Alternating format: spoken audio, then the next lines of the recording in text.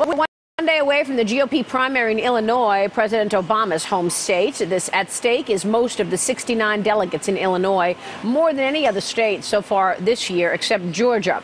As voters prepare to cast their ballots tomorrow, we talk now to one Republican hopeful. Congressman Ron Paul joins us now for an exclusive interview. Congressman, good to have you on the program. Thanks for your time today. Thank you, Maria. So you have less than 1/10 of the delegates that your opponent Mitt Romney has collected. You have failed to win any single state.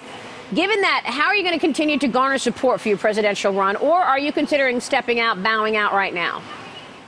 No, I'm not doing that because we haven't counted the votes because many of the states that we worked real hard in are in the process of caucusing, and that takes a couple months to work through that.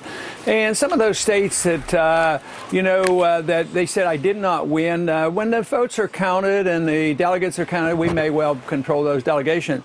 But, it looks like there's a very good chance that there will be a brokered convention. So if you have 200 or 300 delegates, who knows what kind of a significant role you can play in those circumstances. But Congressman, I mean, do you worry that you and some of your colleagues, with all of this fighting and back and forth, that you're actually impacting the party, the GOP, negatively and actually hurting what I imagine the goal is here, and that is to beat President Obama? Are you cutting into the credibility of the Republican Party while staying in the race when you don't have the support that some others have, like Mitt Romney?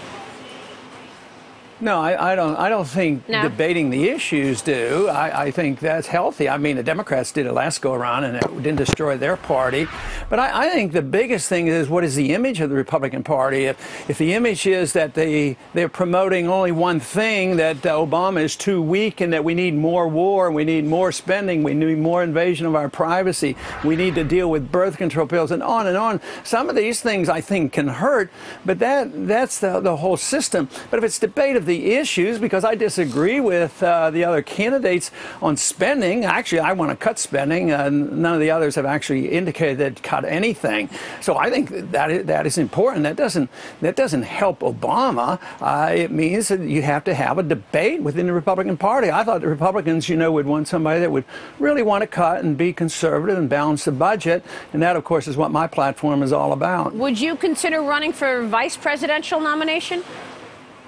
Oh, I wouldn't run for it. No, I wouldn't consider that. I mean, would you consider? Obviously, no one's going to run for it, but would you consider a vice presidential nod?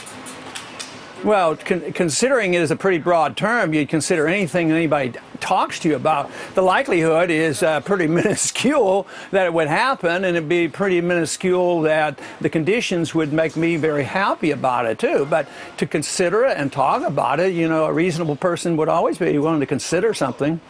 There's talk that you could throw your support behind Mitt Romney if he falls short of the delegates. Any truth to that? Would you consider backing Mitt Romney if, in fact, you were to step aside?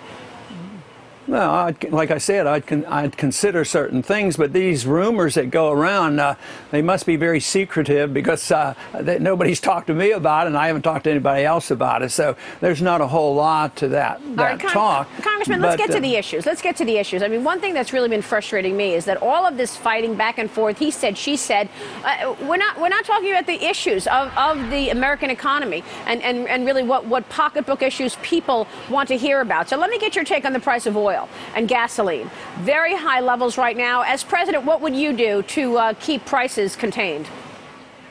Quit inflating the currency. Just quit debasing the currency. The other day, when Bernanke was before the committee, we talked about the price of gasoline. I said, well, in terms of a silver dollar that I held up, I mean, it only costs a dime. So it's the money that's going bad. It isn't a sound currency. Prices are actually going down. So you have to quit the spending. You have to quit allowing the Fed to monetize debt.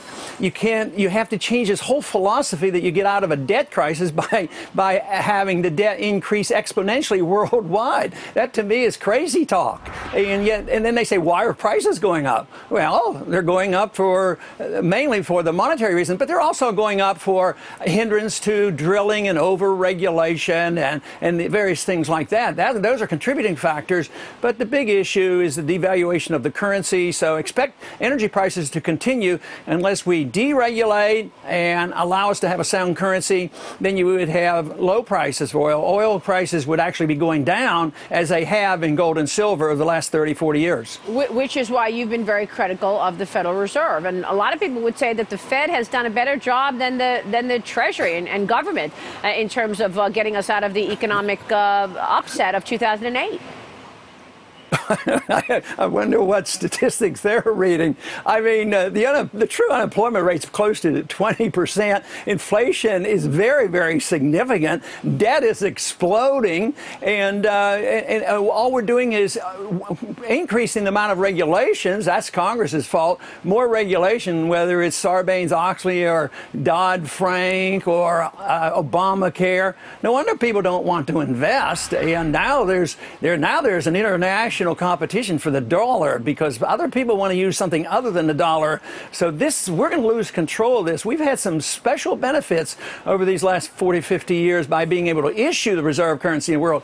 But I see that shifting, and that's going to play havoc with us, and that'll be one of the most important issues that we'll have to deal with. So let's talk about the unemployment rate. Now, the last check, it was 8.3%. You say it's closer to 20% because it doesn't include the people who have stopped looking.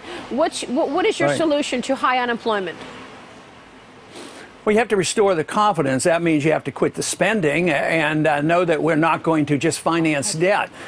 We have to get credit to be allocated by the market, not by the Federal Reserve, because the Fed creates credit out of thin air and then allocates it. They send it the wrong way. Then the Congress has controls.